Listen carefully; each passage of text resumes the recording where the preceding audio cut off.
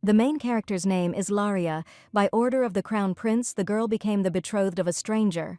His name was unknown to the lady. Their first meeting was simply terrible. All this is because her fiancé turned out to be the one who kidnapped the heroine, namely Jonathan. 3 years ago, Laria was considered stupid in her Fox clan because of her inability to transform. People discussed her with indignation, even though the lady was able to turn into a baby animal. After the transformation, Laria was not very happy because she realized that she could not return to human form. The girl was picked up by Jonathan, a prince who could transform into a black wolf. The guy watched the fox with interest, asking if she had lost her mother. Then the girl became furious and bit the man. After some time, Laria became calmer, surrounded by care, and now she is a pet. For 6 months, she lived an idle life, ate well, and was always warm. But the fox still gathered her strength and escaped from the mansion because she had other plans. For 3 years after the animal went missing, the man searched for Laria, walked the streets calling her name. He posted flyers and continued to search for the pet fox, whom he nicknamed Shiro. The girl saw the happiness on Jonathan's face when he once found a small animal. Now, the main character will have to link her fate with someone who doesn't even know that Laria is that same Shiro. For a long time, the girl could not believe that, by order of the crown prince, it was she who was chosen to become his bride. She is convinced that people should not get involved, otherwise the man might find out Laria's secret. At every meeting, the prince showed his best manners, smiled, and was as kind as possible. The girl could not understand why Jonathan was so gentle in communication and was embarrassed by this. Afterwards, the man approached her, showing his cruelty in all its glory, sharing some small news. Time after time, Laria worries, because she can't allow her interlocutor to find out her secret. The girl suddenly falls onto the grass, not understanding why this could happen to her. She starts to twitch her arms and legs, irritated that she is the one who cannot turn into a fox. In this universe, there exist beastmen, a race that is a mixture of human and beast blood. Once called an emerging race and pointed fingers at them, after some time these creatures became the main ones in society. It is said that the ancient beastmen could completely transform into animals, but now they are either in human form or with ears and tails. Saddened by the memories, Laria realizes that even this is beyond her power. She jerks her hand away as the rabbit jumps to the side, the heroine disappointed by this turn of events. Every time at fox gatherings, people discuss the girl, whisper behind her back, and say rude phrases. Laria tries not to react to this, but she is still hurt by the sidelong glances and offended by these words. She rubs her face with annoyance, wishing for a tail and ears to grow, no matter what they are waiting for. And then something starts to happen. The girl suddenly opens her blue eyes from strange sensations in her body. Then, the main character leans her hand on the ground and decides to try again. She confidently closes her eyes and tenses, concentrating her thoughts. Afterwards, Laria slowly takes a deep breath, trying to calm down. Before her eyes, she can see the leaves of the tree and the sky, the sun's rays breaking through the green branches. The girl lies with her eyes closed, feeling completely at peace. Afterwards, the main character slowly places her palm on her chest. It seems that this time something is different. Blue sparks of energy appear around Laria. She feels that she is now succeeding. The animal's paw steps on the soft green grass. His head hurts. He doesn't feel very well. The heroine thinks that her ears are itchy, after which she lifts her limb, touching her ear. He freezes in place for a moment, realizing that he feels soft wool. The girl begins to scream, rejoicing at her success in transformation. Suddenly, she falls silent, frightened by the strange sound she just heard. It seems that the heroine guesses some things, but remains somewhat confused. Afterwards, Laria finally realizes that she has managed to fully transform, and she looks at her fur with delight. The animals jump up, frightened, and make various sounds. The girl in the form of a fox turns her head from side to side in amazement, unable to comprehend how this happened. She looks at the landscape around her and thinks about how modern beastmen can't transform. Afterwards, Laria slowly approaches the pond, examines herself, and the irrefutable reality unfolds before her eyes. She just can't understand why she turned into a fox cub and not an adult. Her relatives will probably laugh. Sadly, Laria thinks that now she needs to think about returning to human form and returning home to sort everything out. The girl tries her best to return to her previous appearance. She does these actions over and over again, trying her best each time, but nothing works out for her until sunset. Night falls outside, and the fox remains sitting in place, not realizing why she cannot return to her body. At that moment, the main character felt like everything went dark before her eyes, and she watched the carriage with horror. The cart is so far away from this place, Laria cannot figure out how to get back home. While she sat and thought about this, she began to hear the footsteps of an unknown person behind her.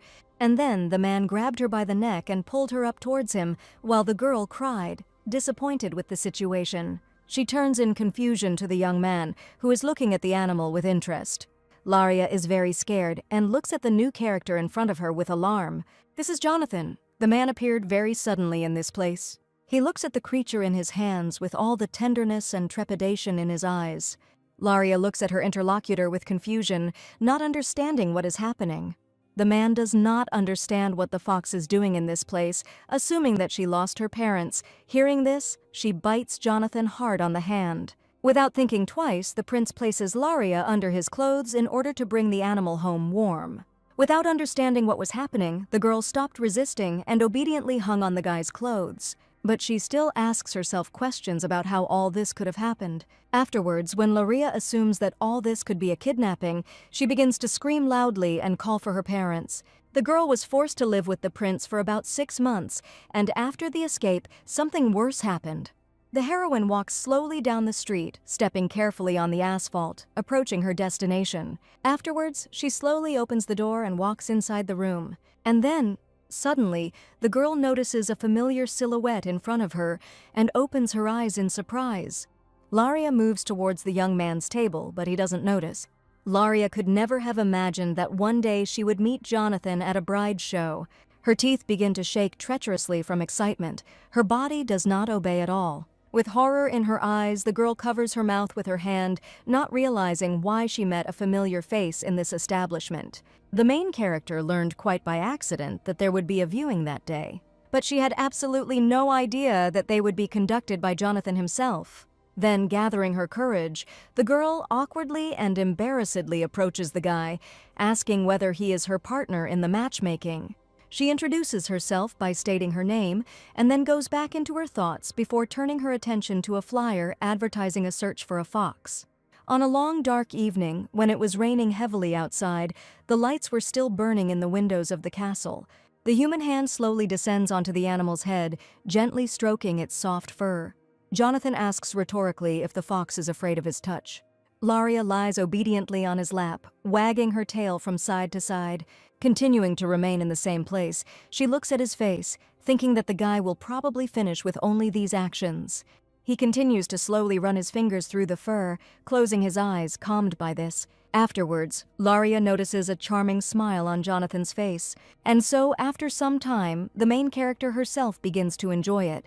She wants time to stop. Suddenly, a voice is heard from the side, calling insistently. The prince lifts the animal above the surface and asks her in all seriousness if the girl will always be with him. Raindrops noisily hit the windowsill, echoing throughout the room. On this day, the weather is the same as during their first meeting. The heroine looks out into the street with interest. Distracted by her thoughts, the girl accidentally knocks over the drink, spilling it on her clothes.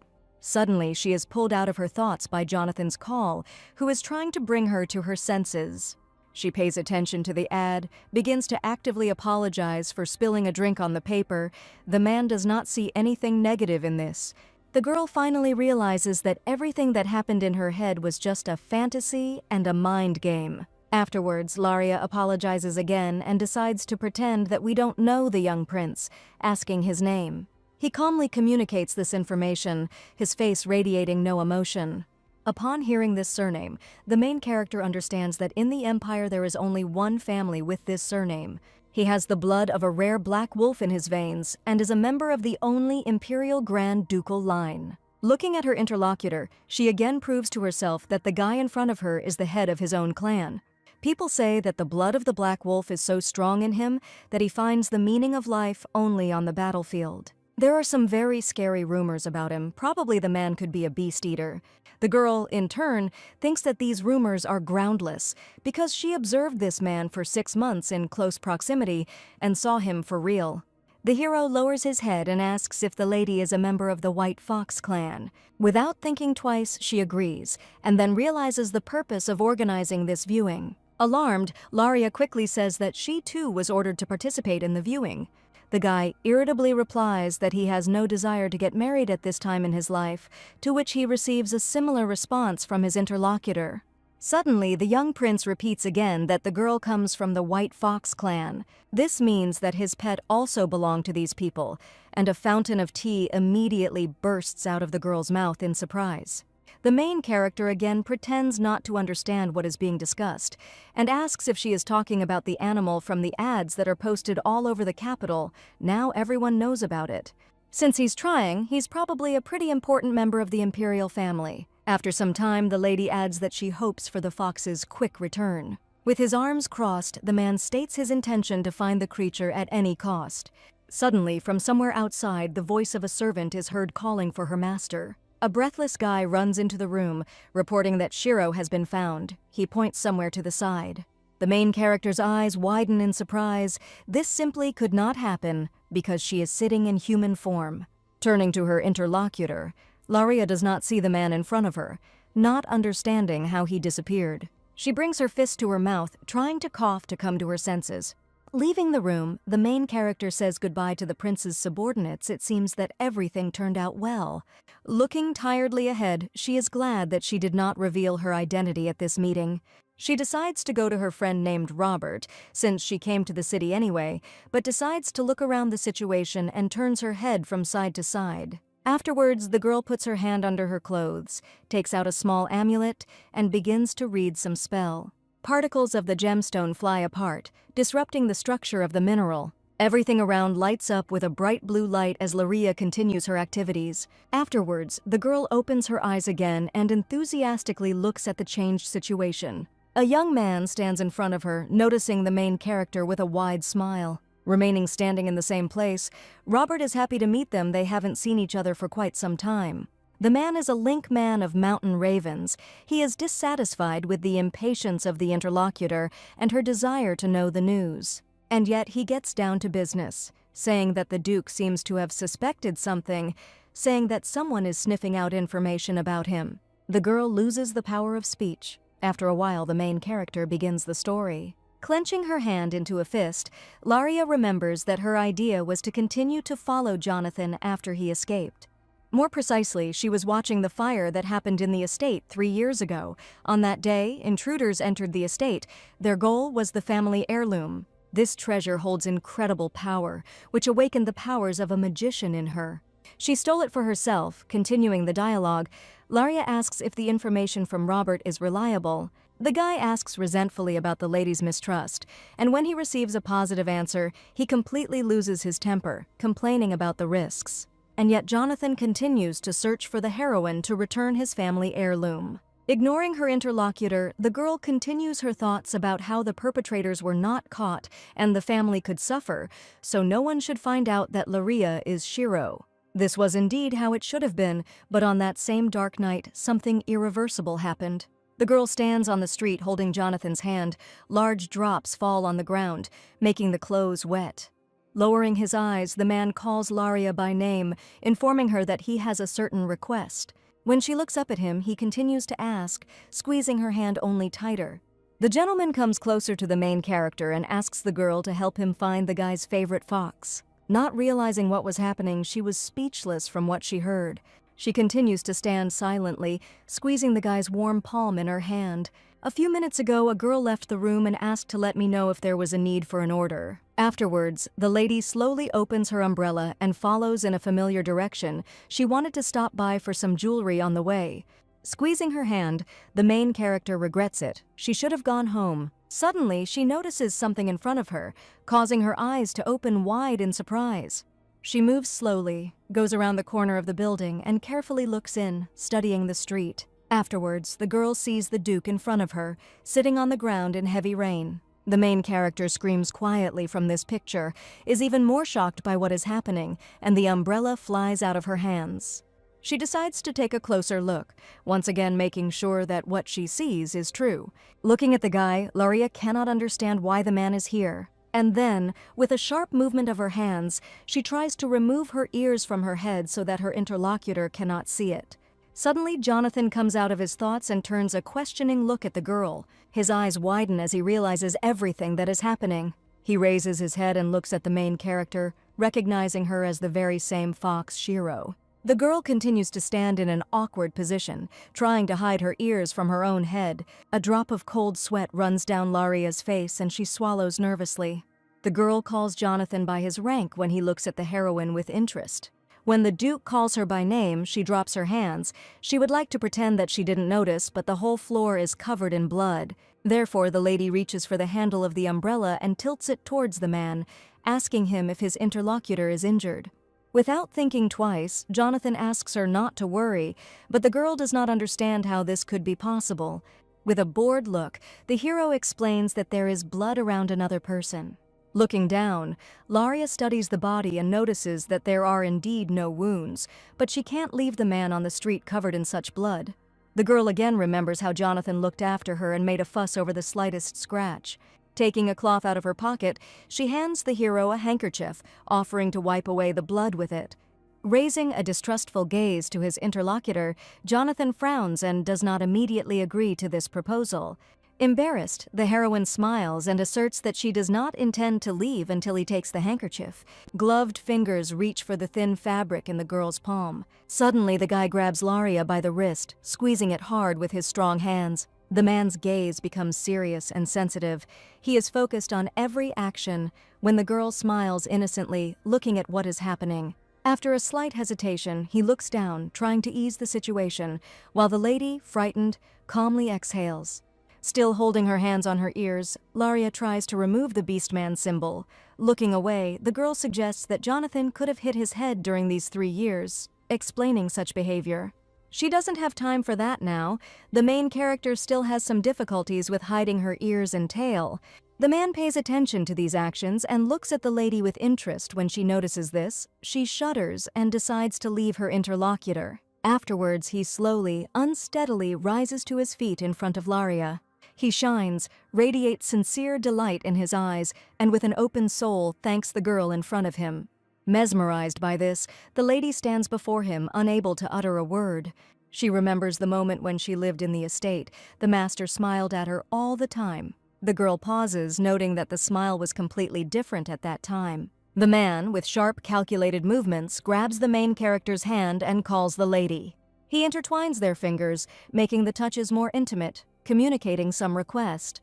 Lowering his head, Jonathan says that he needs to find Shiro. The lady, pressing her ears, cannot understand why everything was said so suddenly. Perhaps he might suspect her. Then, she tries to look as unperturbed as possible.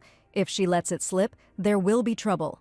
He explains that he chose the heroine because she belongs to the Fox clan. The girl probably knows their habits well. Closing her eyes, the girl notes to herself that beastmen often inherit the habits of their ancestors, such as a love of meat or a bed that resembles a burrow. Smiling warmly, the man offers a generous reward for the service. Hearing this, Laria instantly blossoms, dreaming of diamonds, but stops herself, understanding the meaning of all these actions. Of course, the reason Jonathan is so desperate to continue searching for Shiro is because of the family heirloom, and there have been quite a few false reports of the animal being found lately. But all this is a trap to lure the Duke. Recently, he was threatened that the fox was taken hostage. The girl intercepts her interlocutor's hand, trying to pull herself together. She needs to keep the secret. Otherwise, there is a high probability that Laria's family could suffer.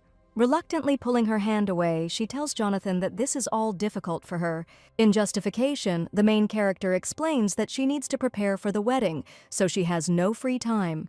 Rubbing his chin, the gentleman repeats the words, thinking about what was said. After a while, he suddenly raises his head, turning his gaze to his interlocutor. He decides that it is worth approaching the girl at a time when Laria has free time. Embarrassed, the lady smiles awkwardly and confirms what was said. And then the girl starts to pour out that she answered without thinking, hoping that everything will be okay. Then she was truly embarrassed by the sinister smile of her interlocutor, but the lady could not even think about the consequences. All this time she desperately tried to ignore the ominous feeling, but something forced her to find free time. The blonde guy leans boredly on his arm, bent at the elbow. This man named Michael is the heir to a neighboring empire, and he is surprised by the unexpected arrival of a guest.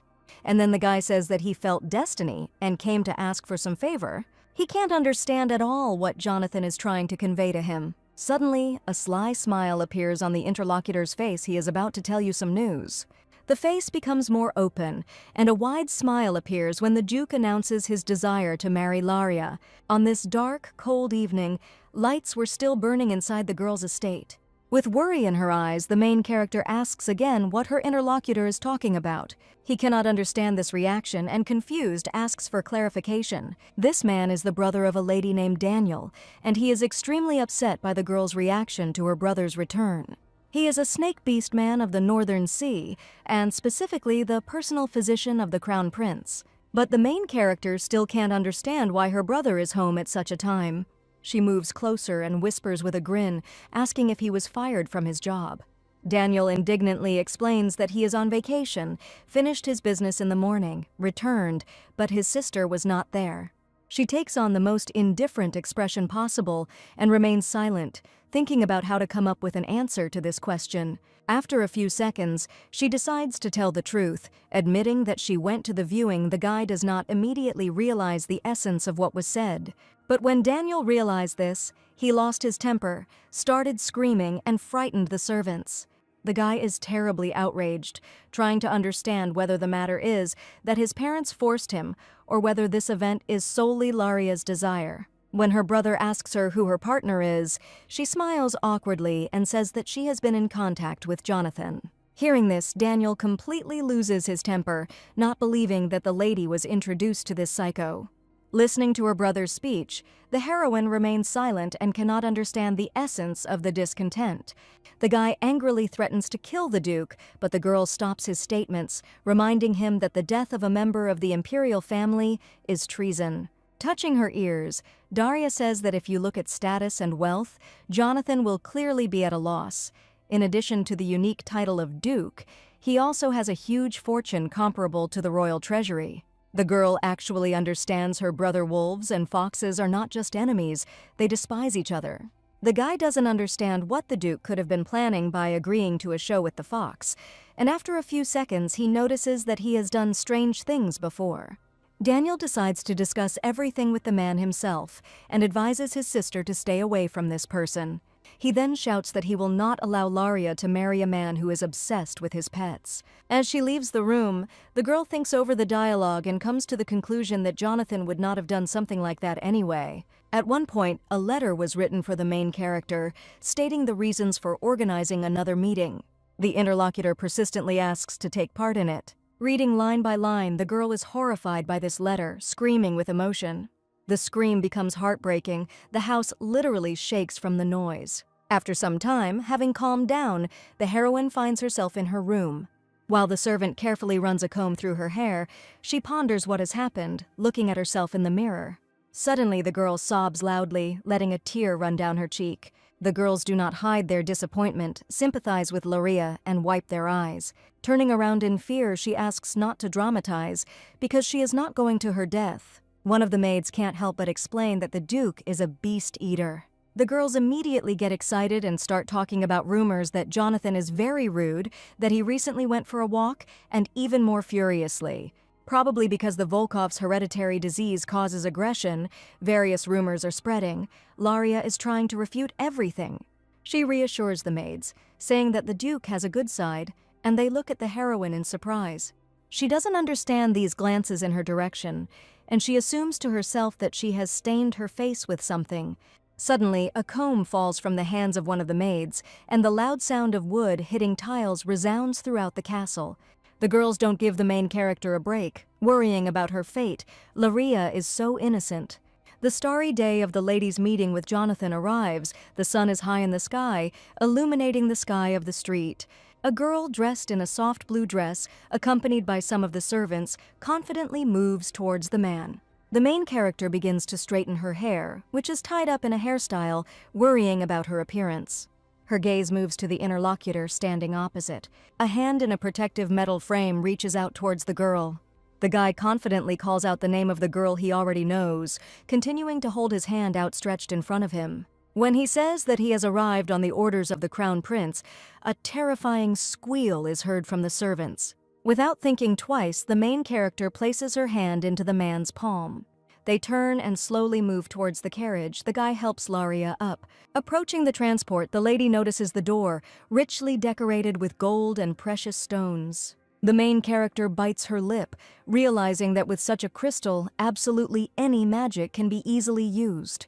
When she turns her head back, she notices Jonathan's interested gaze. In order not to frighten the heroine, he slightly, barely noticeably grins at his partner. Seeing this charming smile, the main character turns away, blushing with embarrassment. He can't understand at all what the lady's reaction is connected with.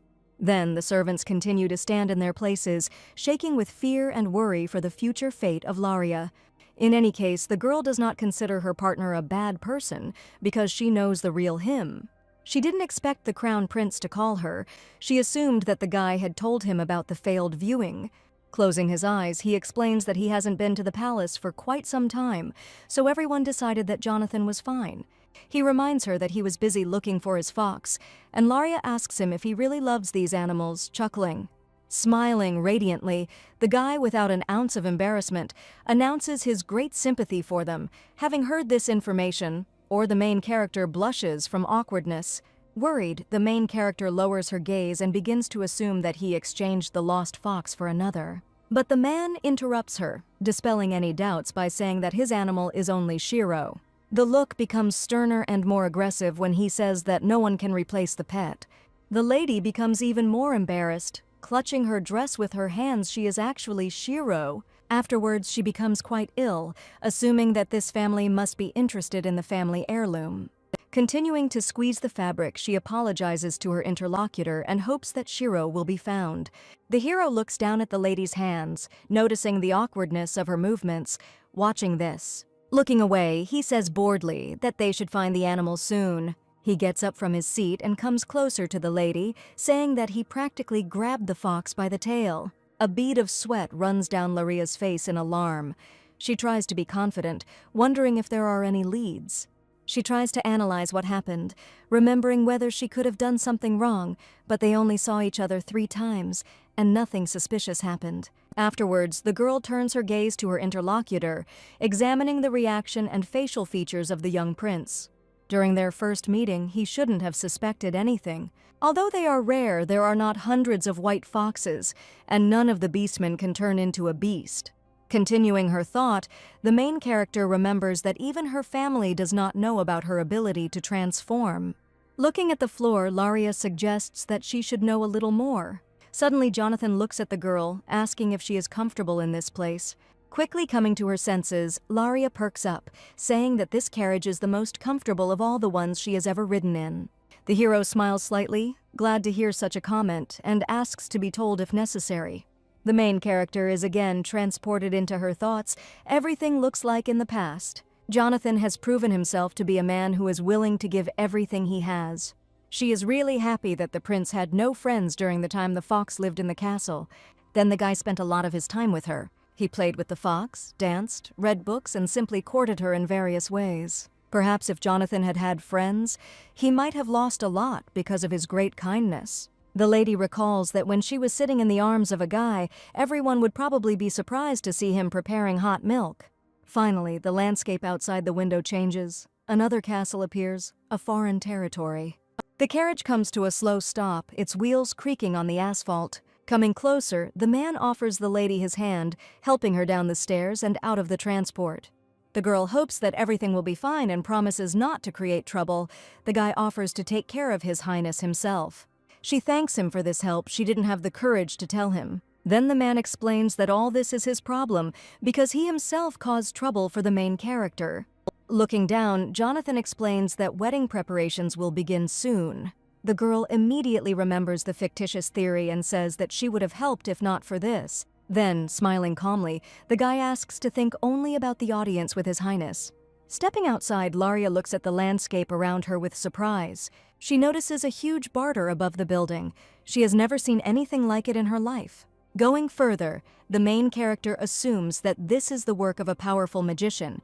She is really interested in how many magic stones were spent on this. Suddenly, she stops, feeling an unknown sensation in her body. Then, Laria looks down in horror at her hands, which begin to shake violently for no apparent reason. And then the hero notices what is happening to her and watches the girl's actions with great interest. Leading the young people to the door, they are informed that they have arrived at their destination. The male attendant directs the girl by pointing his hand at the blonde guy in front of them. Michael extends his hand from his chest, rejoicing at the arrival of the expected guest.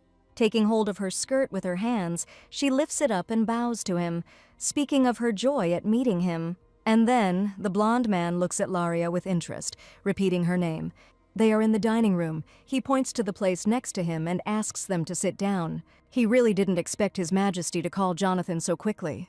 Bringing the cup to her mouth, the main character also expresses her surprise, remembering how the guy was taken away at the entrance. Having put down the drink, Michael decides to explain the essence of the matter while he still has the opportunity. A wide smile appears on his face as he suggests that they need to decide on a date. But Laria really doesn't understand what they're talking about and asks again what number the guy is talking about.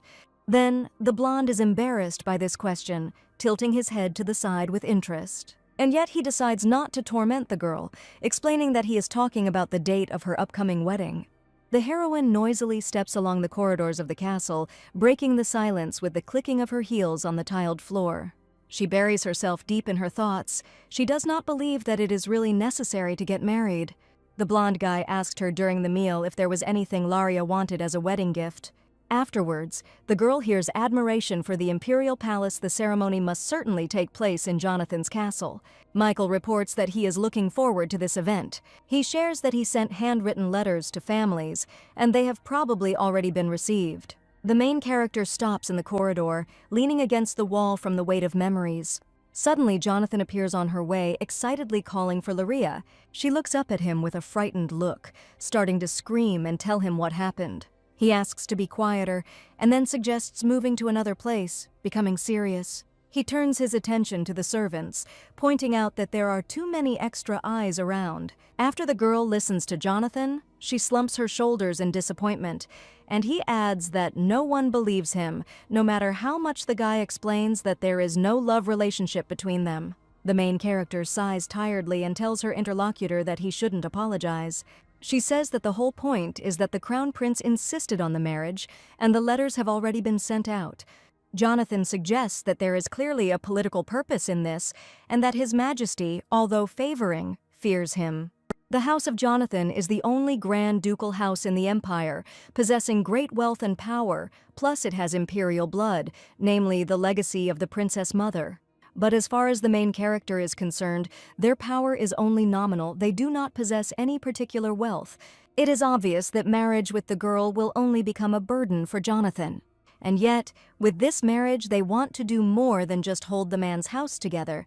The matter may concern a long-standing wish of the crown prince, which many know about. This man has been dreaming of reconciling wolves and foxes for many years. The girl is disappointed to realize how the two goals are linked together. Laria remembers her brother's anger. He can be persuaded to organize a rebellion. Suddenly, the guy distracts the lady from her thoughts and suggests that they get engaged first. A grimace of surprise appears on the main character's face. She is shocked by what she heard. Putting his hand to his chin, he explains that it is impossible to get married without an engagement, so they can use this as an excuse to buy time and then break off the engagement. He promises to generously compensate for her participation in this fictitious engagement, since it was only because of him that the lady found herself in such an unpleasant situation. The girl doesn't understand whether Jonathan is serious, doesn't know whether it's okay to go as far as an engagement. Afterwards, he promises to send precious stones every month. While the main character is making a decision, he continues to talk about the award, suggesting the sizes and colors of the stones. He also mentions that he will send for exactly as many months as the engagement lasts. Listening to this, the heroine fiddles with her hands, doubting her decision. But suddenly, Jonathan finishes her off by offering her a diamond mine once they successfully break off their engagement. The girl loses her head and says in her head that in this case, she is ready to get engaged at least 5 times. But he tells the guy that he will try. The carriage arrived at its destination. People thanked the driver for the ride. Leaving the transport, Laria decides not to tell the Count and the schedule about the decision. They will be shocked. While the girl's hand lies in Jonathan's palm, he suggests postponing the visit. She says that they first need to agree on the story, otherwise there may be problems later. Suddenly, an aggressive voice is heard from the side. The girl is called by name. A woman and a man stand on the threshold. The scream becomes more piercing and angry. Her face was etched with rage as she held in her hands a letter written by Jonathan. While the couple stands nearby, the Countess says that Laria has managed to meet the young prince and is getting ready to marry him. After some time, the company finds itself at the dinner table. The guy apologizes for the late visit. Jonathan sits down next to the main character and introduces himself to the Countess. Casting a wary glance in the woman's direction, the girl hopes that her mother did not put poison in the guest's tea. The Countess's name is Morgana. She is a snake beast man of the Northern Sea. The lady asks to explain what is happening. The interlocutor calmly says that he, too, had no idea about the letters sent by His Majesty. Laria's mother's gaze becomes stern, and she asks if what happened was a misunderstanding. A count named Theodore was extremely surprised to receive a letter from the imperial family. With a nonchalant look, Jonathan admits that he is in fact dating the main character. When the parents' faces show great surprise, he adds that the wedding is actually still a long way off. A few seconds later, he also talks about the possibility of engagement. Laria looks at him stupidly behind his back. The woman becomes more furious, gritting her teeth, asking her daughter if the hero is blackmailing her. He slowly bends over. Carefully looking at his partner, the girl is worried that her mother is angry. She worries that if everything comes to light now, not only the diamond mine, but Jonathan himself will be at risk. In the end, Laria firmly reminds herself that there is no choice, and they were planning to break off the engagement. She is torn between the two, not knowing what decision she should make. In her head, she asks her mother for forgiveness, and then touches the young man's velvet clothes. The girl slowly puts her head on the guy's shoulder, and with a smile admits that they love each other. While Jonathan's face shows complete surprise at what is happening, Derek continues to talk about their love at first sight. Morgana, looking at them, is speechless, does not know what to answer to such statements. Raising her hand to her mouth, the woman asks what could have attracted the girl to the young prince. She turns around sharply, looking into Jonathan's face, and asks him to give her a couple of minutes to think. The look becomes softer, and then she remembers what she likes about the guy. First of all, he understands her very well. Even from her gestures, he understands what Laria wants. In her opinion, Jonathan is quite caring. She plays pictures of her past life as a fox in her head, one after another. And yet, the most important quality of her partner is kindness. The girl's face turns red with embarrassment when she says words about love once again. And then the young prince thinks, but continues to keep his emotions to himself. This behavior, in the opinion of the Countess, goes beyond all bounds. She is very outraged by this set of circumstances. After a hard day at work, the lady goes to bed, finally able to breathe a sigh of relief. She remembers everything that happened. The main character knew in advance that her mother would not be able to come to terms with this. And then, the girl really doesn't understand why everyone thinks Jonathan is so bad. Turning over onto her side, she reminds herself that if it weren't for their acquaintance in the form of a fox, she would probably perceive him that way too. At first, the lady also thought that the guy was a criminal. She opened her eyes with difficulty, looking at her paws and the landscape around her. As Jonathan carried her, she felt the warmth of his body, not realizing who he was. When the servant asked what kind of animal it was, the boy indifferently replied that he had picked it up. Taking her by the collar, he casually hands her over to the man and asks him to throw her somewhere. With her face twisted in fear and indignation, she does not understand why they took her if they are going to lock her up. That evening, Laria became his fox, and towards evening the hero came to her and began to come up with names. Jonathan looked after her, washed her, but she didn't accept it right away, thinking that she would soon return to being human. She didn't resist, but decided that she needed to pull herself together and be patient for a little while. But these hopes were in vain. Even after several days, Laria could not return to her human form. She tried for a long time to make it clear that she was a beast man. Each attempt failed. One time the fox tried to write on a document with ink. Then the male attendant would come up to her and wipe her paws with care. The main character read books, showing with her whole appearance that she knew how to do it. They removed her from the table and smiled at such an opportunity, praised her but did not understand the hints. She even tried to use sign language. Unfortunately, it was a failure again. Upset, Laria, after all this, lay in bed in tears, disappointed with life.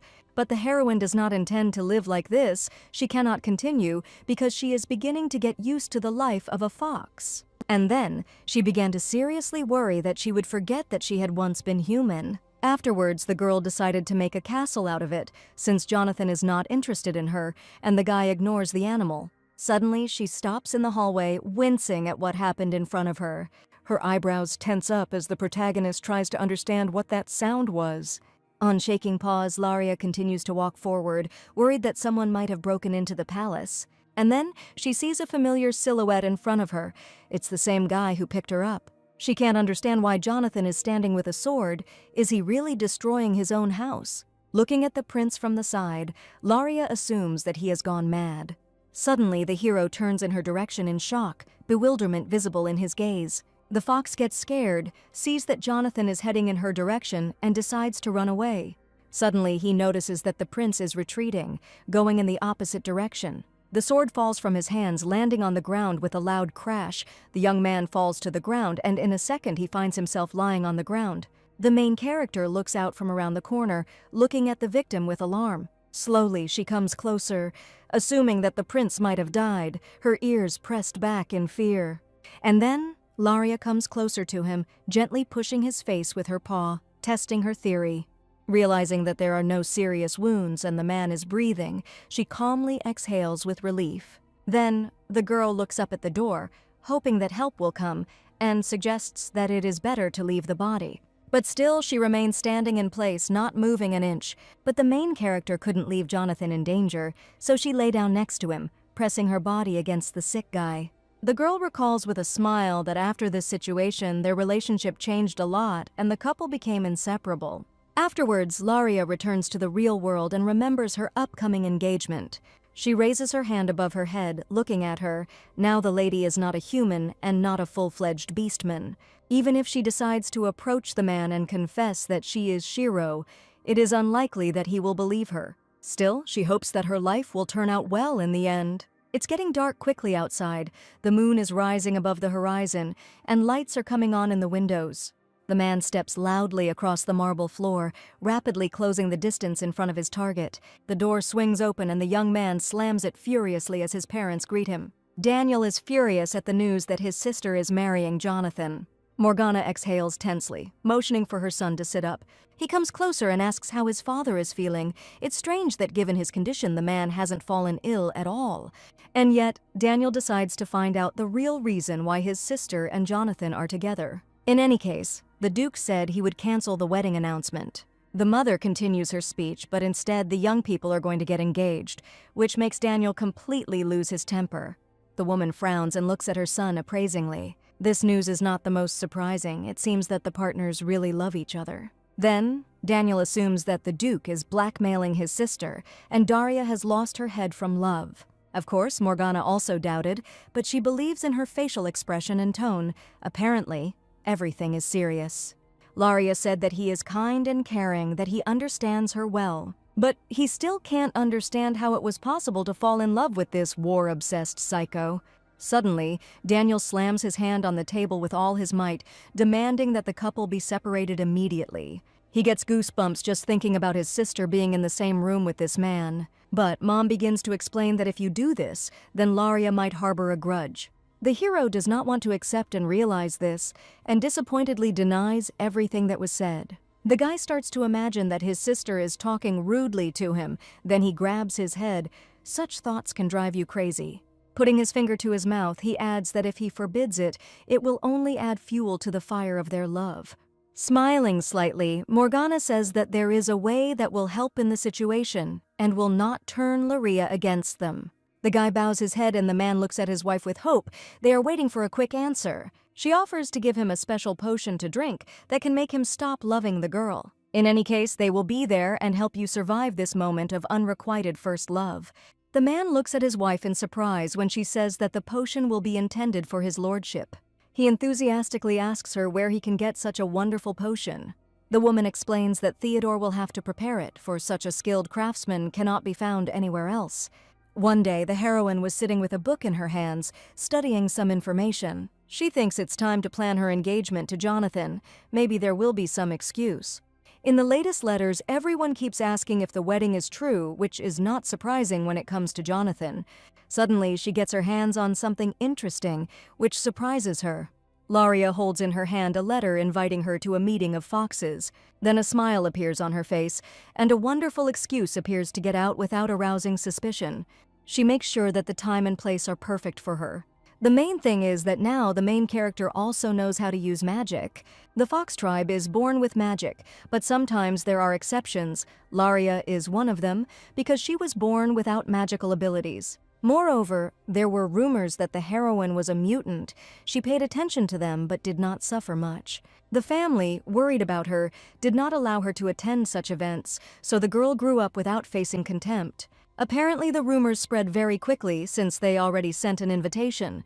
She finds it interesting to make friends with magicians, since the girl is self-taught, and it could be fun to collect information and experiment together. After thinking for a bit, the main character decides that she should go after all. After a couple of seconds, she gets up from her seat. Apparently, it's time for her to start getting ready, because there's very little time left. Laria comes out of her room and notices family members at the door. They are embarrassed to say that they were just passing by. Without reacting to this situation, the main character, with a smile, announces that she wants to go to the fox meeting. Then, the family members are amazed by this desire, asking if she wants to meet Jonathan under this pretext. Laria immediately begins to deny everything, saying that she wants to make friends with the foxes, and then hands over a letter. After they read it, the father reaches out and grabs his daughter's hands. He cries, says that the man is also from the fox tribe, and offers to play with him or other family members. Morgana and her son also begin their speech. Daniel asks why the foxes are having a meeting. He thinks it's a waste of time. Afterwards, the girl makes a stupid face, asking the young man's opinion again. She then decides to meet with Jonathan. The relatives immediately switch over and say that the meeting is a wonderful event. She smiles reservedly and agrees with them. Finally, they tell her to be sure to take security with her if she decides to go. On the day of the meeting, the girl dresses up, but is still unhappy that she was forced to take an escort with her. She still realizes that her family is worried about the incident when she went missing. Suddenly, a voice is heard from afar. It is Cameron, namely Laria's personal bodyguard. He apologizes to the main character for being late. He hasn't been called for a long time, so he was in a hurry. The guy is a beast man in the form of a hound dog, promises to provide security. The lady remarks with a smile that the hero looks more like a puppy going for a walk than a reliable protection. Approaching the transport, Cameron tells with admiration that after the potion prepared by the girl, his fur became very soft. With a smile, she thinks about wanting to give him another growth potion. At the entrance, a man asks the main character's name. It turns out that she is not on the guest list. A loud scream is heard. Cameron is indignant and aggressively asks the guard again. He demands, with anger in his eyes, that the information be double-checked. The girl reflects with interest on what happened. It can't be that her name wasn't on the invitations, because she definitely heard that her parents passed on her answer. Laria asks to look at the list and check it yourself. He stutters, then slowly exhales and asks to forgive him for the misunderstanding. He turns and asks them to follow him, leading the guests under an arch of bush roses. The main character looks at the scarlet flowers with interest, opening her mouth in delight. As she walks across the freshly mown lawn, she turns to Cameron and tells him that she has a request. The guy turns to her with a smile and asks her to speak. She takes a piece of paper out of her pocket and asks for it to be delivered to Jonathan's mansion immediately. She was told to move straight ahead and not turn anywhere, but the main character had already lost track of time on the way. Laria doesn't even know where she is. She passes the same bushes time after time. Suddenly, she notices some changes around her and then stops to look around. The girl realizes that there is some illusion imposed in this place that does not allow her to pass. If you look closely, this magic has quite a few flaws, so he decides that he can handle it. Suddenly, Laria takes out a certain stone and begins to create a hologram in front of herself. When the magic cast starts to fray, she assumes it might be some kind of test. But then, the girl starts a new theory that people are sparing the newcomer. A small gazebo appears in front of her face. Laria notices that everyone has already gathered. Those present immediately fall silent, still surprised by the main character's passage. She calmly walks on, smiling sincerely, happy to meet him. Everyone around starts whispering, throwing sideways glances in Laria's direction. They really don't understand how she awakened through the magic wall. After all, she only recently developed her abilities. Is the family spreading false rumors? The girl stands to the side. Everyone around is whispering. She feels awkward approaching and asking questions. She looks around, hoping to find someone to talk to. And then Laria notices a familiar silhouette, namely Sienna, who is a representative of the Red Foxes. The heroine recalls that a man named Marquis was the head of the Magical Council. Continuing to look at the people around her with a routine smile, the girl assumes that Sienna is also incredibly talented. Two girls come closer and greet Laria, asking her to come with them. They offer to sit down and talk, but she is speechless from what is happening. Suddenly, the main character notices that there are no free seats. The ladies are surprised by this. Still, Laria doesn't want to cause problems at the first meeting, so she shouldn't pry into attention. Then she takes out some object from her pocket and says that it can stand. Afterwards, she throws it on the ground, and a wooden chair immediately appears in front of her. The girl slowly sits down on the created object and thinks about the wretchedness of this event. Those present do not hesitate to discuss the presence of magical skills in the main character. Suddenly, they call it simple tricks, and then accuse her of being proud of such primitive magic. And then, a girl from the outside intervenes in the dialogue. Sienna throws a nasty look at those present and says that she does not tolerate insults directed at anyone at her meetings. She immediately sits down opposite the girl, planning to start a dialogue. And then, the member of the Red Fox clan thanks Laria. With her help, she realized that even the simplest magic can be useful. The girl looks at her interlocutor with interest and says that the formula is actually not complicated. Fortunately, the meeting went on quite smoothly, and nothing special happened. The main topics of discussion were praise for Sienna and pride in the Fox clan. And yet, someone is outraged by something, despite the fact that a brilliant sorceress has appeared. He adds that if they had some fox pearl, they would have dealt with the Wolf clan long ago. They agree with him. They believe that there was no need to look back at other clans, and that returning to former glory was only a matter of time. One of the girls wants to know who is hiding her and where, and is even ready to start a war for this. One by one, those present begin to discuss this. No one knows for sure whether the pearl exists. No one can be sure because the thing disappeared a long time ago. Sienna suggests that someone might be secretly storing the jewel and turns to Laria and asks her opinion. The Fox Pearl is a clans-bound treasure, and it is said that its owner can control any magic through magical powers. And this thing was recently a relic of Jonathan's house, and now it is in the stomach of the main character. However, it was not an intentional act. After the young prince kidnapped Laria, she found the Fox Pearl in the palace. But suddenly, that night, due to an invasion, I had to swallow it whole. Although the girl tried various methods, the pearl did not want to leave her body. And thanks to this thing, she managed to use magic, but now there is a certain condition: you have to spend magic stones. Laria is very scared of the people around her, judging by their dialogues. They are ready to rip open her stomach just to get the pearls. Although the fate of the jewel is very interesting, it is always necessary to train hard and develop your abilities. Everyone around admires Sienna's statement. It's not for nothing that she became the youngest magician of the Magic Council. Hearing this statement, Laria is very surprised. Of course, the girl knew about the power of the Red Fox, but she could not imagine that it would be so strong. She's really curious about whether Sienna can control 3 spells at once in that case. Suddenly, one of the people present asks what kind of training she is currently doing. Many of those present were amazed by the girl's abilities last time. Recently, Sienna has been practicing spatial movement. So far, the range is only within 1 room, but she has managed to reduce the casting time to 10 minutes. Everyone around is gasping and amazed at what was said, considering it an amazing success. The main character does not understand the point of such a move, because it would be much faster to simply move to another room. This formula doesn't seem complicated to her. It's no more difficult than a math problem. If it's difficult to understand, there's always the option of just memorizing. The girl is embarrassed, awkward from such praise, then turns to Laria and asks the lady not to lag behind. She smiles and says that she's worried because Jonathan isn't very fond of magic. People are once again starting to discuss it, saying that the words are very kind for someone who is connected to wolves. Besides, there are rumors about Laria's mental instability, who in their right mind would fall in love with their sworn enemy. Suddenly, Sienna is distracted by an assistant. He was in a hurry to bring the news. The man lowers his eyes and quietly says that Jonathan has arrived. The heroine immediately perks up. Apparently, the letter sent with Cameron has finally arrived. The girl does not understand why he came. The servant explains that the Count is waiting for Laria at the back entrance.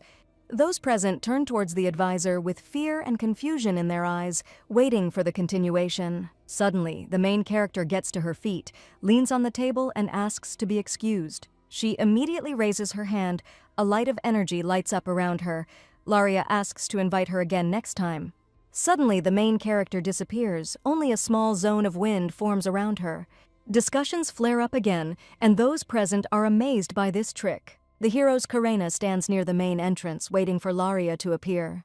He adjusts his clothes when the girl calls his name. Suddenly, there is an explosion, a loud noise is heard, and dust rises from the road.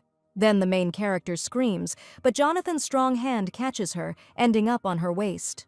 She is embarrassed to find herself in the arms of a guy, her face slightly blushing from this closeness. Suddenly, Cameron comes running from the side, screaming loudly. The guy asks if everything is okay with the lady, after which he exchanges displeased glances with Jonathan. The blonde comes closer and says that communication with him can be dangerous. And yet, the young prince worries that he has come at the wrong time after all. He is such a beastman. The girl immediately moves on to the topic of the dialogue, but the hero stops her and suggests changing places if the conversation is about what they are thinking about. He suggests going out for tea. The couple walk away laughing as they move towards the castle. As they walk, Jonathan asks if everything will be okay if Cameron stays in the carriage. But the girl has no doubt about it, so the young pepper invites the lady to come into the living room. As they follow, Laria notices that the court has not changed at all during her absence. She enjoys looking at the landscape. She always liked it when sunflowers bloomed. The girl met quite a lot of good people in this estate. The butler, the chef, and even the gardener were always there, very kind to her. As Laria gets closer to the estate, she feels like she has missed this place. The door slowly opens, and the couple walks deeper into the room, silently following the corridors. Suddenly, the main character notices some details in front of her and is amazed. She notices that the energy in this room is stagnant. And around Jonathan, there are traces of magic, although he doesn't really like it. The girl realizes that all this was not just cold. The guy is worried and asks about the heroine's condition. She quickly excuses herself by saying that she simply felt the stale air. Suddenly, a butler appears before them, bows and announces that he has ordered the house to be cleaned to the last speck. Laria compliments the estate. The house is very beautiful and clean. Afterwards, the girl asks whether the magicians visited this mansion, but the butler denies this fact. There are definitely traces of this. People are rich and would definitely be able to pay for precious stones. Coming closer, the girl asks to give her the opportunity to clean the room. She stretches her hand out in front of her, closes her eyes, and says some spell. The floor around them starts shaking. The servants get scared and scream from the unpleasant sensations. The advisor silently watches what is happening, with a look of great surprise appearing on his face. Dark spots gather around the main character, who easily collects them. The girl grabs the substance with her hand, preventing it from spreading further. After finishing, the girl explains with a smile that someone put a curse on the mansion, but she managed to fix what happened. The butler thinks about this with shock in his eyes, not realizing how this could have happened. He feels like the air in the mansion has changed, as if Shiro is with them again. After a few seconds, the girl turns her head towards the young man and asks him to look around the mansion just in case. The man pays attention to her, becomes active, and promises to take the lady there and then. But the main character interrupts him and puts his hand on the girl's shoulder. He presses Laria closer to him, promising to take her there himself. The butler is amazed. The master smiled for the first time since Shiro disappeared. Then the man silently promises the animal to keep this engagement with all his might. Coming further, the guy apologizes for touching Laria's shoulder, but she doesn't mind because people need to play a role. The main character sits down on a small sofa, noticing that nothing has changed in the estate in 3 years. Even the butler is the same. After a few seconds, Jonathan clarifies what kind of magic the girl dispelled. Then, Laria explains that this is the first time she has seen such a thing. It is a forbidden spell associated with darkness. Sometimes the young Duke had an unnatural feeling of discomfort, but now his head seemed to clear up. Lately, it has become difficult for him to control his beast form without armor. Even normal life has become a problem. Afterwards, Jonathan extends his hand and offers to touch his protection. And then the girl moves to the sofa next to him and puts her hand in the guy's hand. The hero begins to examine Laria, paying attention to her silver and softly shining hair. He looks at the white skin, which looks like fresh snow. The guy looks up at his eyes. They are clear as a lake surface. Suddenly, Jonathan moves closer, closing the distance between the couple. Suddenly, the girl removed her hand and apologized for such behavior. Laria quickly moves back, taking the opposite sofa. If there were no suspicious persons in the palace, it is possible that enchanted objects were regularly brought there for a long time. Still, the girl suggests hiring an experienced magician for the palace to warn me against such cases. The guy immediately speaks up, explaining that none of the magicians would want to work in his house. The best mages are mostly from the fox tribe, but they do not accept even simple requests from wolves. Realizing the gravity of the situation, the main character smiles and offers to visit sometimes. While the engagement is in force, Laria can stay here, but later it will be difficult to find an excuse. Afterwards, she explains that her magic uses up precious stones. Although the lady feels awkward asking for this, she clearly needs support in this. And then the guy agrees, since his interlocutor knows how to remove even forbidden spells. He promises to give the heroine as many flowers as he has in his garden. The girl looks at him with confusion and then looks out the window, seeing a huge field of plants. Laria looked at her interlocutor in surprise. The white-haired girl fell at Jonathan's feet and expressed her desire to help him because for Xenox, jewels and ordinary stones were one and the same. The man, with a slight grin, told his interlocutor that in the lands of Chryseum, the jewels were also scattered around unattended, like gravel. Laria couldn't even believe it at first, but after analyzing it, she realized that after the engagement was broken, she would also get the diamond mine, and she also swallowed the fox pearl. Thoughts ran through her head one after another, and, apparently having drawn the necessary conclusions, she jumped up and slammed her hand on the table. The girl wasn't even a registered mage in the magic chamber, so no fee was needed. Jonathan, as if he knew in advance what exactly her thoughts would lead to, continued to smile and added that they could not do without the support of the magic chamber. Laria tried to convince him that she was in control of the situation and that she wanted to do everything herself. The guy decided to make sure that she was really ready to do it for free.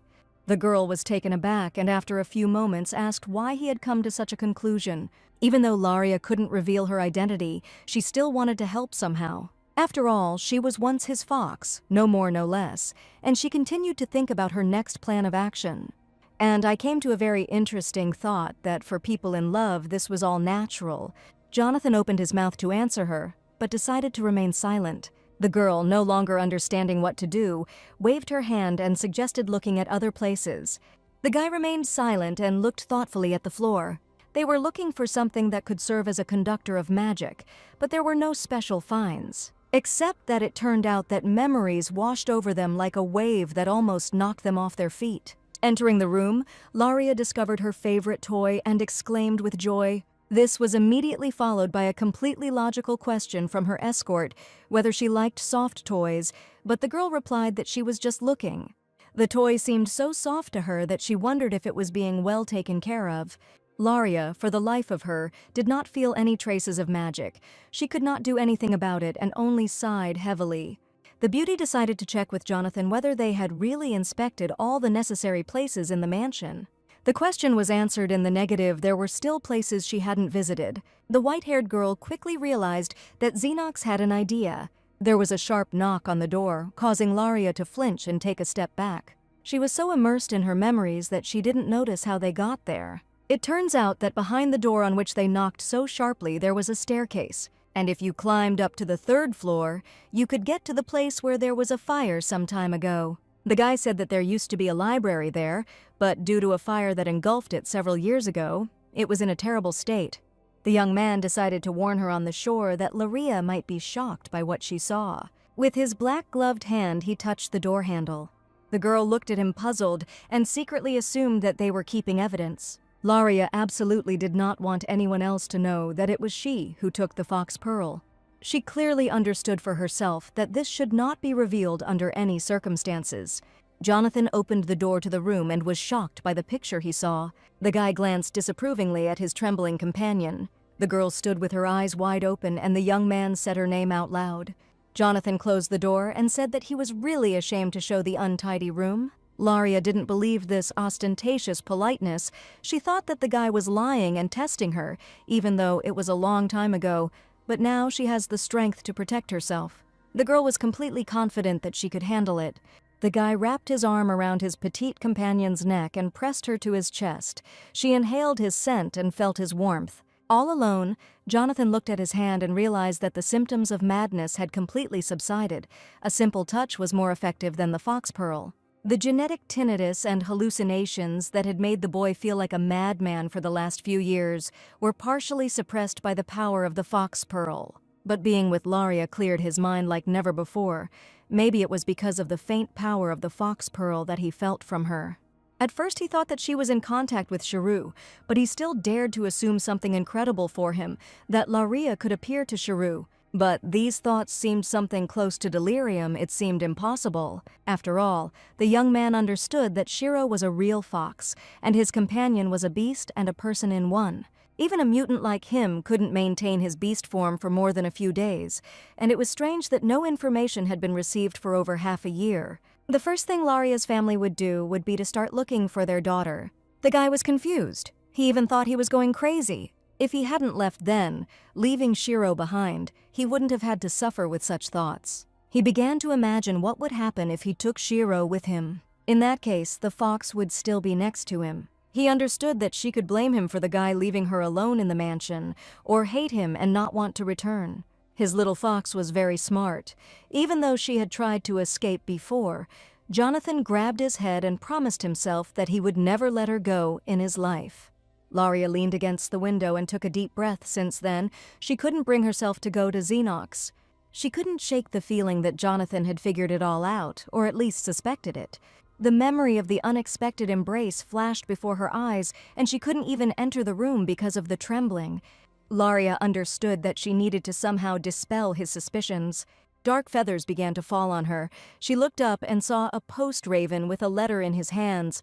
A decision was made to stop thinking about unnecessary things and get down to work. The girl took the letter in her hands. She was asked to come immediately. She assumed that there was some urgent matter. All questions disappeared when she saw that the sender was a red fox. Creating a spell that shortened time to such an extent was something incredible as expected from Sienna, a genius born once in a century. The girl was naturally pleased to hear all this, although she tried to feign embarrassment. She was asked not to call herself inexperienced since she had created such a powerful spell, and was asked how she managed to come up with such a spell. When Sienna was training in the art of spatial movement, it dawned on her. With this, she will soon be able to rise to the highest level of the Magical Council. The girl didn't expect this spell to be so amazing. Samarda Rafael, a high-ranking magician on the Magic Council, has dedicated her entire life to studying magical formulas, but this is the first time she has seen such an approach. In terms of pure spellcasting skill, she was among the top 5 in the Magic Council. The spell that even Samarda had praised so highly, the other girl used so casually. Sienna couldn't believe it. Assumed she was cheating, she promised to expose her. A girl in a red dress entered the dark wooden house. Robert smiled sweetly and greeted her. Sienna lifted her pretty hat and asked him if he had found the right man. Of course he trained the best specialist. The girl asked the specialist to remove his hood and show his face. When carrying out assignments, he adhered to the principle of not revealing his identity. Sienna was angered by his disobedience. She didn't understand how one could trust a person who didn't even show his face. Robert asked not to worry about such a trifle. He recommended only trusted people. The girl asked him to prove it, incredulously. Before she could finish speaking, the specialist said that he was refusing this assignment. The unknown woman said that her strength was not enough, so she was forced to refuse this assignment. Sienna was taken aback and retorted that she was the client and she would decide. She snapped her snow-white fingers and ordered him to show what her performer was capable of. The girl told Robert that she would borrow a specialist for a short time, and the guy didn't mind.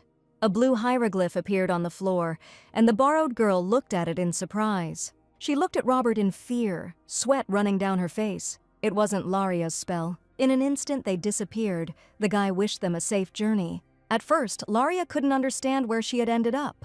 Sienna asked her in a commanding tone to show her abilities. She turned around dramatically, waving her red dress. The customer didn't care what exactly to show. She just needed to demonstrate the best spell. The performer sighed heavily and decided to play by the rules in order to leave faster. Sienna didn't like the fact that he seemed like a specialist, but couldn't perform such a simple spell. Laria didn't like that they doubted her. She decided to show what she was capable of. The girl in the red hat smiled. Osoba has set up a triple protective barrier.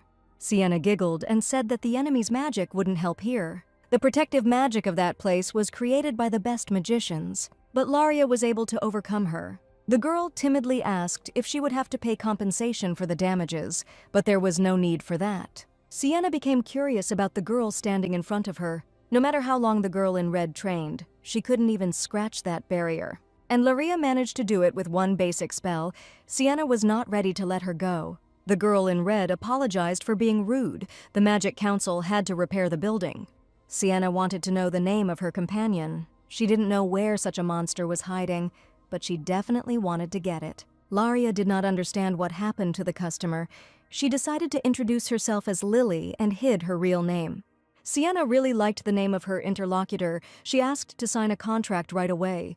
But the offer was resolutely rejected. The red-haired lady wanted to know the reason, suggested that it was a matter of conditions. They could meet halfway. Laria understood that her abilities were still not enough. If she agrees right now, Sienna will increase the payment tenfold, and she will also cover all additional expenses. The girl immediately approved this proposal. Sienna grabbed her collar and thanked her. The essence of their mission was to find out all the information about Laria Rohan. She was asked to follow her and report all the information. The girl was outraged that Robert knew that Sienna was collecting information on her and still called her. The guy with the sly face didn't understand what the problem actually was. He exhaled and said that he should have been warned about this in advance. Laria saw anger on his face and did not understand where it came from. The guy didn't want to admit it. He didn't like that Laria promised not to marry Jonathan. He sold this information, and then the girl went and announced the engagement in the newspapers, which caused him huge losses. The girl didn't know what to say to this, so she smiled sweetly and admitted her guilt. After this incident, she received an interesting order, and Robert could not pass by. The condition of the order was simply to protect a noble gentleman. This noble gentleman was Jonathan. The young man waited a long time. The contractor said that the order had only been received 3 days ago. The girl immediately indicated that her name was Lily and that she was there solely for security purposes. The location of the mission did not at all look like a place where security was needed. Lately, a stalker had been following him. Jonathan didn't know when and where he might appear. With reliable security, he will be calmer, the girl screamed inside herself in indignation. A few days ago, a man started following the guy until he tried to attack him. If there is a stalker, it is unclear whether it is possible to simply go out into the street without protection. Jonathan had a very important matter. They entered a beautifully decorated room where everyone was waiting for him. He was shown the outfits he had ordered. All the items in their studio could be adjusted to size. Rings and earrings were prepared in the back room. Laria couldn't believe her eyes. The workers asked if Jonathan's security guard was his companion. The guy replied that it was his most important companion and asked to give it due attention. The young man informed that it was a very important day because he was choosing a gift for his bride. He didn't understand what he had done wrong, since she hadn't shown her face to him for 10 days. Jonathan was going to try even harder. The girl replied that she was simply busy and couldn't get in touch. In that case, he was going to try to make her think of him first. Laria said that now she will try to write even when she is busy. He showed her the dress and asked what Lily thought of it. They just looked at each other for a while. The girl blushed. She didn't understand why she was so excited. There were no similar feelings when Sienna called her. The guy leaned over to her and asked how she was feeling. The girl said that she was hot. Her companion asked her to let him know if things got any worse. After all, he was really worried. Suddenly, they were attacked from behind. Laria thought that a stalker had tracked them down. But suddenly, the bracelet made her realize that she was wrong. Suddenly there was a loud cry of incomprehension about what was going on in that establishment. Daniel couldn't understand how Jonathan dared to cheat on his little sister. That night, Laria brought Jonathan and told him the shocking news. At the Rohan estate, the plan was put into action. If he lost contact with Laria, that would be enough. There shouldn't have been any problems with side effects because he used high-quality ingredients, and they were even healthy. But the emotion control drug won't work until the subject reaches a certain stage. The target must be someone from the Rohan clan. She was supposed to call his name after taking the elixir. They had to get them drunk so that Laria wouldn't find out if everything was revealed. She would never look at them again. No one understood why Laria chose him out of all the men. They decided to start by putting him under surveillance. If the white-haired boy can find his weakness, it will play into their hands. The girl couldn't believe that her brother was following her fiancé. The relative retorted that no one knew what he might do with her. Daniel didn't understand why Laria was with him at that moment. The girl noticed the device in her brother's hands and asked what it was. It turned out that it was a painkiller. Laria asked to apologize to her fiancé. The guy leaned over and said he was very sorry about what happened earlier. In such a situation, misunderstandings were simply inevitable. The girl explained that in fact he was not dangerous. It was just a misunderstanding, but still his intent to kill was real. They invited the Grand Duke to the Rohan family estate. They gave the order for everyone to stand in line and listen to the report. The windows were polished to a shine. The floor was spotless, practically slippery. They didn't miss a single detail. Next, the order was given to eliminate the Grand Duke. Laria didn't understand whether it was too much to wear this dress just to avoid the one that was given to her. In fact, this dress was provocative. This cunning Duke did it on purpose. He seemed to be hoping to get at least a little glimpse of her beautiful skin, which was naive. Laria denied it and said it was just a dress. The brother looked at all this not very approvingly. Laria looked simply beautiful. They couldn't take their eyes off her, but the question was, couldn't they have found something more modest? In such an outfit, she would immediately make the Duke fall in love with her. The girl fought off these attacks by sincerely believing that the dress was modest, but she thought to herself that she really did change into her pajamas in a little while. No one could allow this dressing up, because no one knew what indecent thoughts might visit that young man. If she shows up like this, it will completely destroy her image. The door swung open and the butler began to report loudly. He reported that the Grand Duke had arrived. The harnessed horses clattered their hooves cheerfully as they entered the estate. The Duke thought it would be rude for him to come empty-handed, so he brought something. Jonathan asked to accept his modest gift. The girl's family watched from the sidelines. Morgana greeted His Highness and said that it was a great honor for them to welcome him to their estate. He said that he hadn't given much, just 30-year-old wine, timeless herbs from the snowy mountains, a porcelain set made by Yang artisans, and a few other small things. Laria didn't think these gifts were few at all. They looked like family heirlooms. The young man apologized and asked to accept another modest gift from him. It was a document granting rights to a villa in a southern resort. He had already transferred the villa to Laria's name and asked her to use it for a family vacation. Laria's relatives were indignant because he had ruined all their plans. The girl felt depressed, but she had to stay in character. She thanked the Duke for the gifts. After this gratitude, her relatives were completely petrified. The girl couldn't understand what exactly shocked them so much. The butler apologized and said that he had prepared tea and dessert. Madame allowed him to enter. He brought in some deliciously beautiful cupcakes and wished them bon appetit. As soon as Laria looked at them, something immediately confused her, because this was not her favorite dish, which was never served to her. Morgana reported that the food had been prepared for the Duke. The girl realized that her mother was up to something bad. Jonathan had just started to bite into the cookies when Laria told him not to eat them. The young man ignored it and took a bite. He liked it. The guy offered the Countess to also try her treat, but she refused. Jonathan waited for her answer and reached for his plate. He took the sweet and offered it to his bride. The condition for activating the love potion was having a loved one or a member of the Rohan family and having to say their name after drinking the potion. The mother smiled slyly and understood that all the conditions were met. The potion was in the cookies that Laria didn't eat. It was done on purpose. His lordship was asked permission to ask her a question. He, of course, could not refuse. As a mother, Morgana wanted her daughter to marry the one she truly loves. The woman didn't beat around the bush and asked the guy straight out if he loved Laria. Deep down, she hoped the answer would be no. Unfortunately for her, Jonathan was madly in love with her, although they had not known each other for a long time, but from the moment he saw her, he understood that it was fate. Her family members all sat with their mouths open. A deafening silence fell over the room. Her brother realized that the potion didn't work. The mother began to think that they forgot to add the potion to the cookies. Without thinking twice, she reached for the cookie. The mother decided to try it. After that, she jumped up from her seat and began to demand a divorce. Her husband did not understand what she was talking about because he loved her more than life. This behavior raised a lot of questions for Laria. Daniel began to search for an antidote to this potion.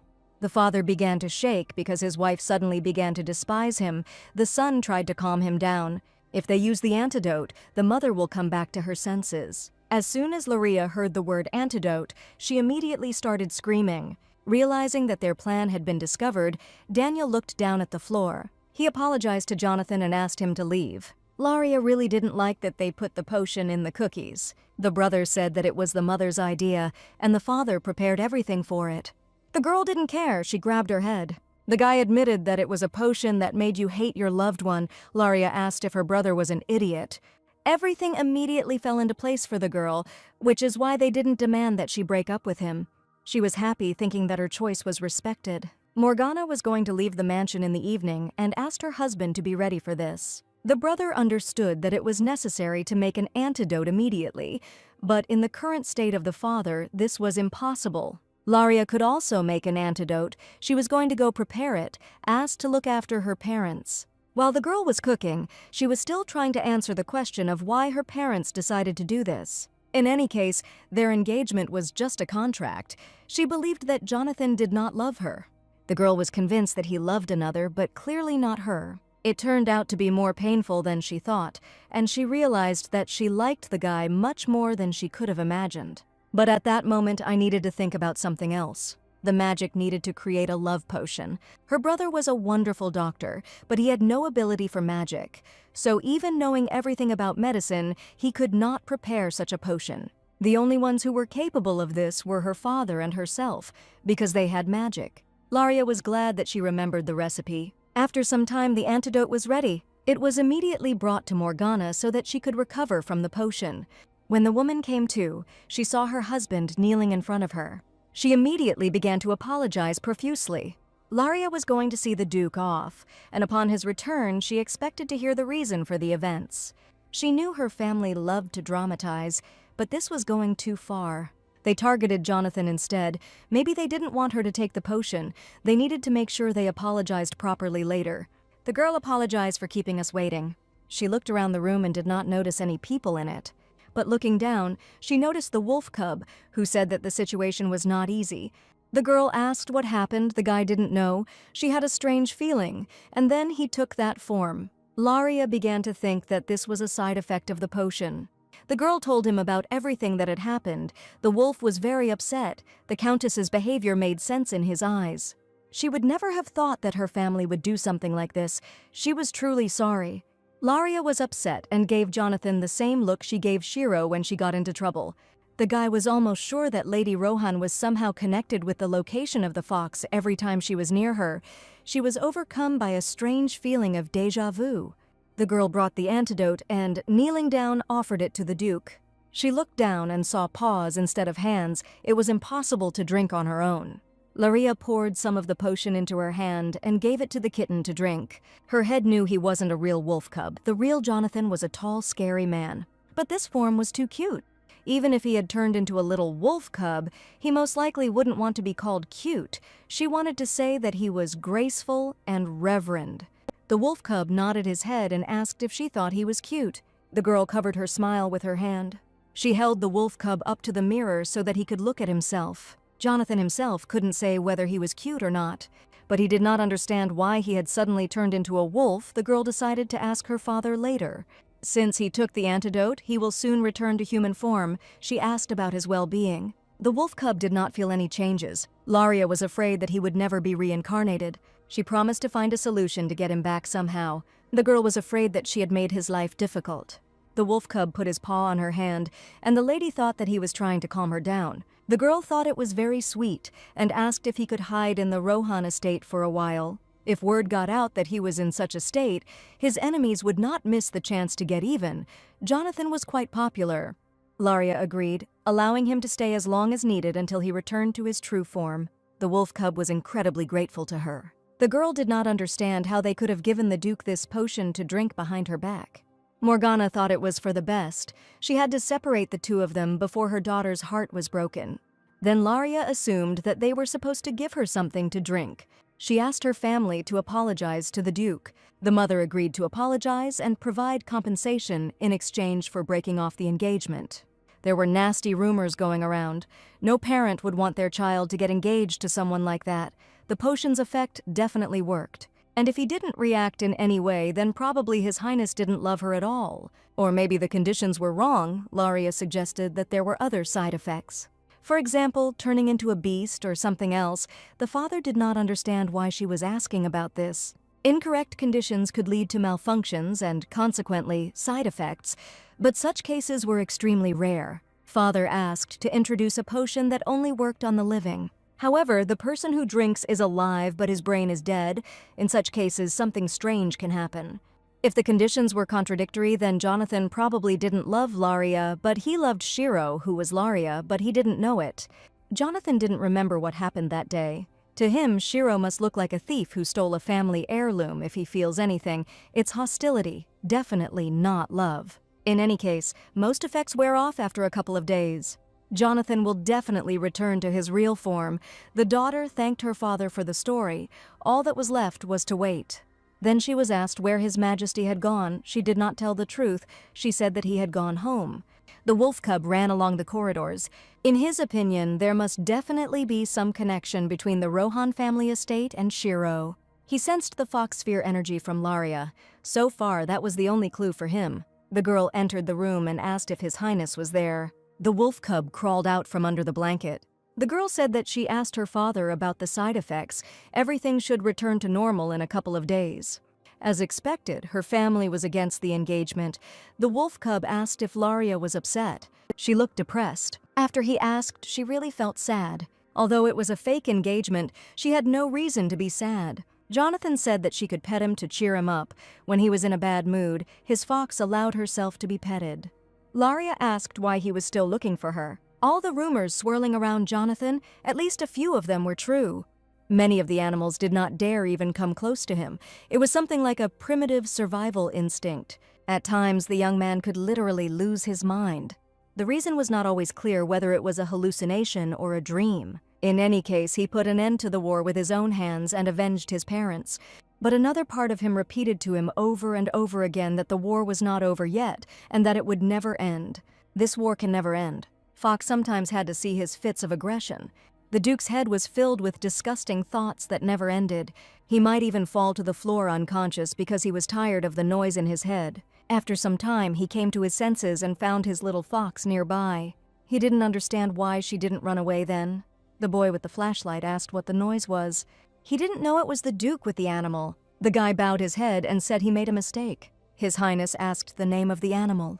They called her Fluffy. That was the name given to her by the head butler. After that, he drove the butler out of there. Afterwards, Jonathan would occasionally look for the fox for no particular reason. He was just wondering if she was still so fearless. If he threatened her, she wouldn't come back. He tried to chase her away several times, but after a while she ended up next to the bowl in her teeth.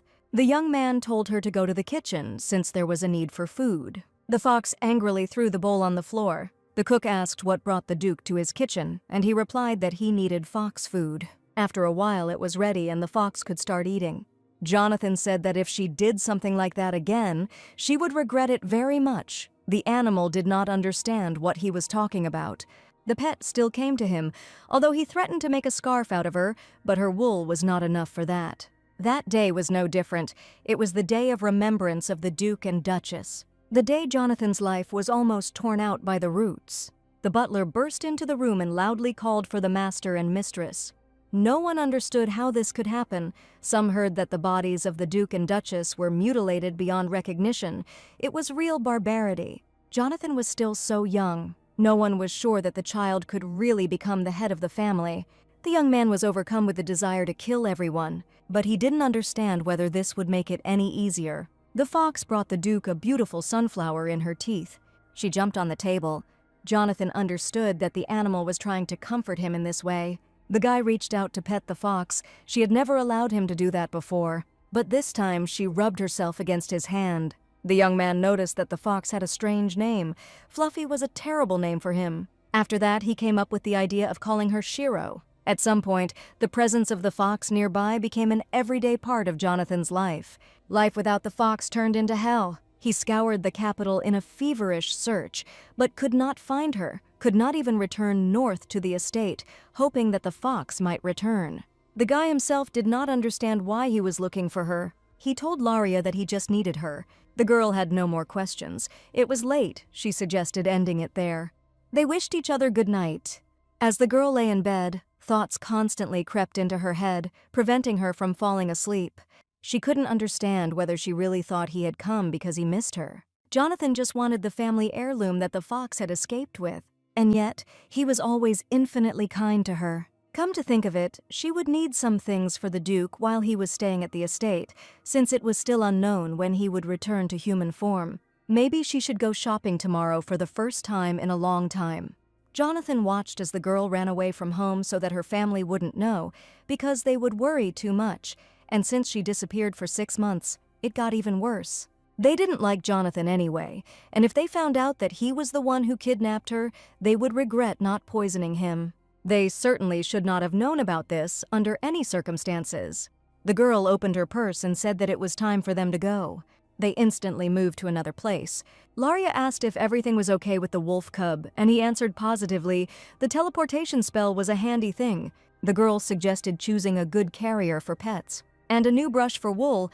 There was also a suggestion to find a cute ribbon. Laria was sure Jonathan would be adorable in puppy clothes. Ever since he turned into a wolf, the lady had been smiling more often, not at all a forced or strained smile. He had been following the fox sphere all this time, even using the marriage contract to get closer.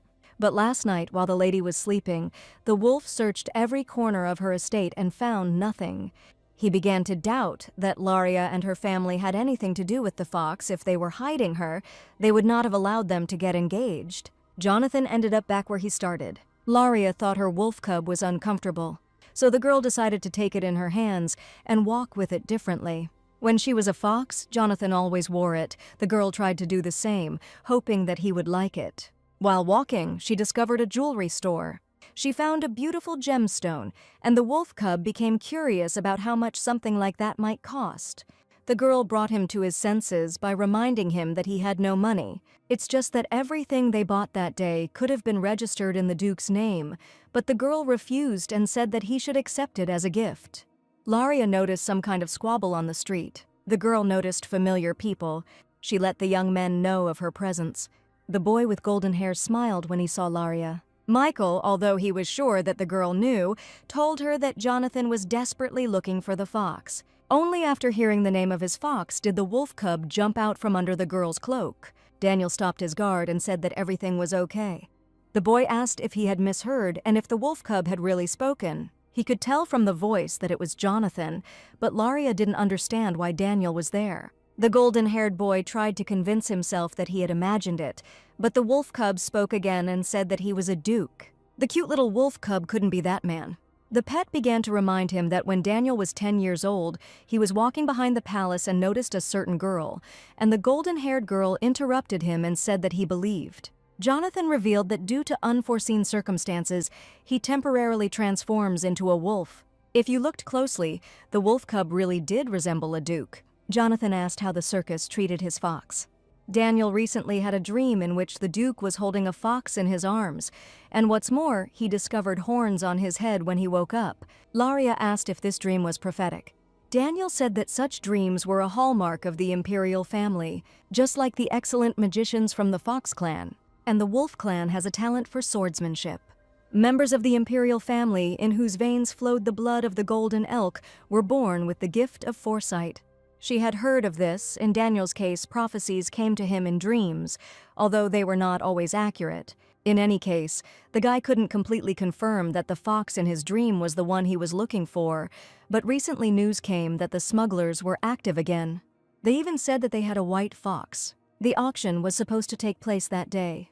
Laria knew Jonathan was going to go there, but she reminded him of his condition. Daniel said that this was just the perfect opportunity for penetration.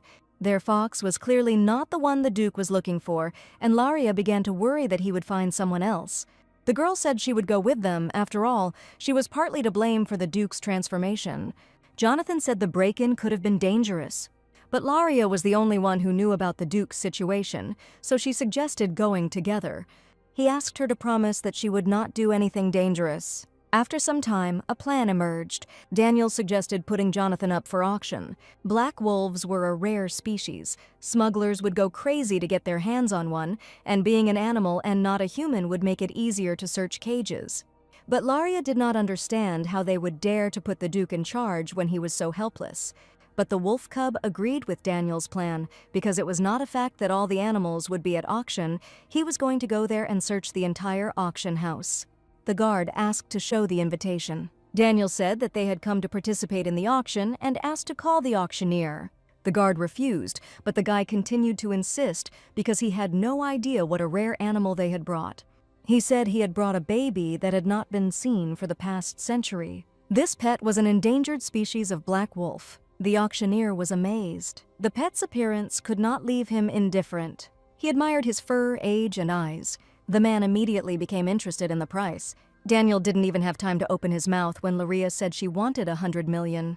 The man said that she didn't understand at all how that world worked. His opinion will change dramatically when the man sees that he can do it. It was worth deciding faster. Laria gave the order to the wolf cub to come to her. Then she asked to give her paw. The next command was to spin. Then she asked me to jump into her arms. The man asked again about the price, but it jumped to $150 million. The price no longer bothered the man, but another condition was permission to participate in the auction because she had heard that the item she was looking for would be among the lots. The best auction of rare animals in the capital has begun. Daniel noted that Laria had a scary side. The host thanked everyone for waiting. He was the owner of the auction. His name was Black. They had a lot of rare lots. Laria was worried about whether the Duke was okay. Daniel said that she was the only one in the whole world who was worried about Jonathan. He wondered if the Duke would be able to find the fox, but Laria knew that this would not happen. She wanted so much to say it out loud, but it was better to remain silent. The guy said that he threw the fox into the training room because it didn't obey at all, but the master warned them that its price shouldn't fall. Suddenly there was a crash. He turned around. His partner was lying on the ground unconscious. The presenter began to announce the next lot. Daniel noted that even nationally protected species were present.